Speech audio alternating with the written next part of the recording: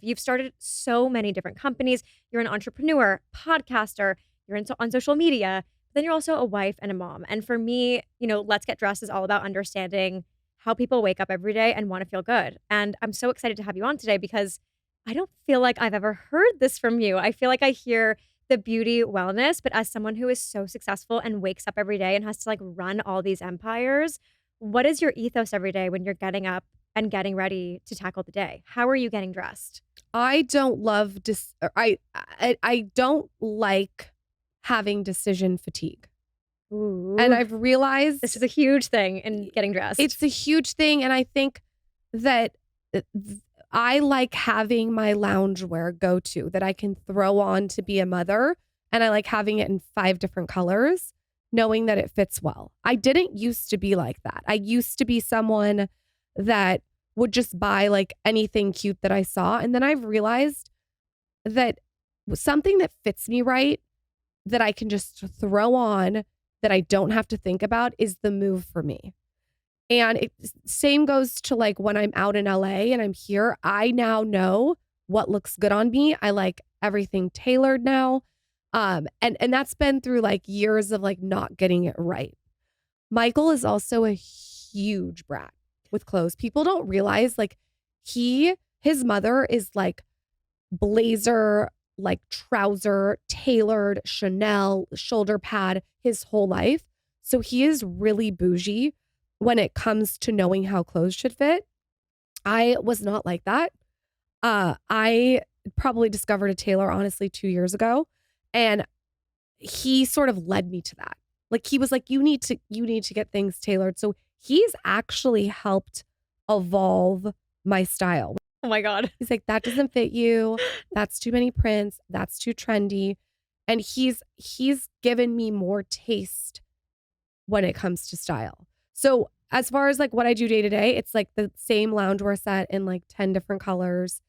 It's definitely knowing like the good workout clothes that make me feel the most flattered. And then when I'm here, it's like a rotation of the same things over and over, but in different shades and different colors. And now that I have brown hair, the color scheme has evolved. Do you know what I mean? Absolutely. People don't realize how much hair impacts the way you dress. I like to bring up Morgan Stewart a lot because her platinum hair makes such a difference in what she's wearing every day and the way that we perceive it.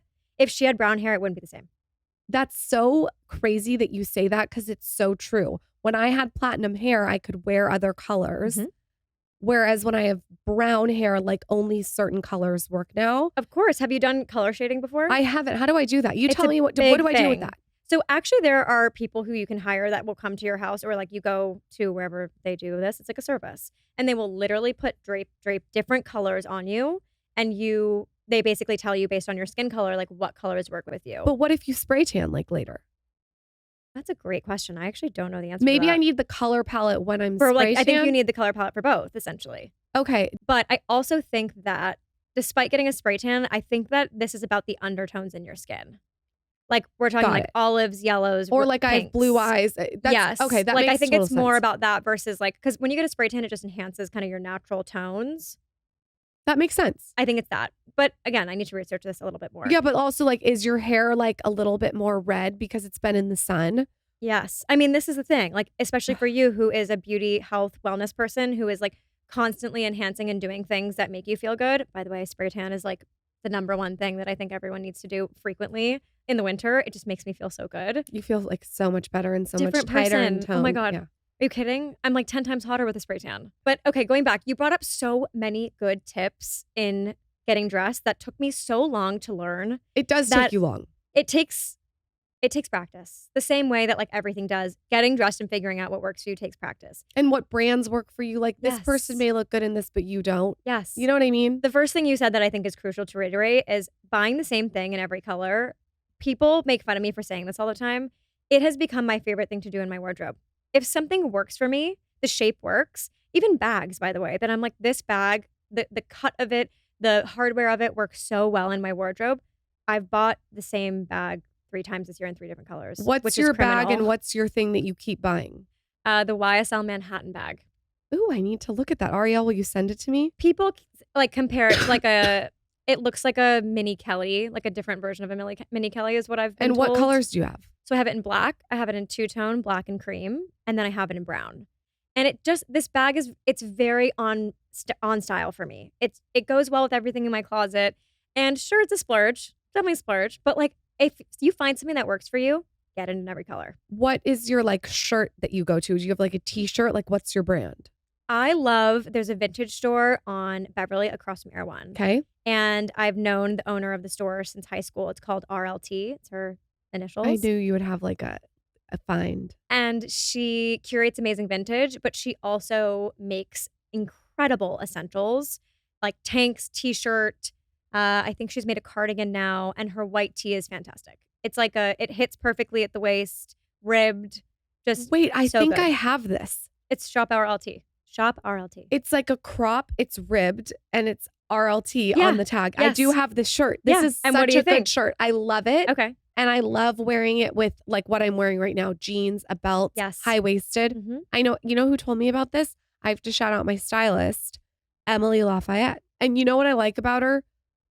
So many people years ago, and I'll give you an example, my book cover from like 3 years ago, they want to put me in like these proppy clothes because the brand is pink. Mhm. And they want to put me with like too much jewelry and too much latex. Just like it's like too much. And what I've realized on me, less is more. And I don't need to be wearing pink just because the tools are pink. And Emily's helped like evolve that for me.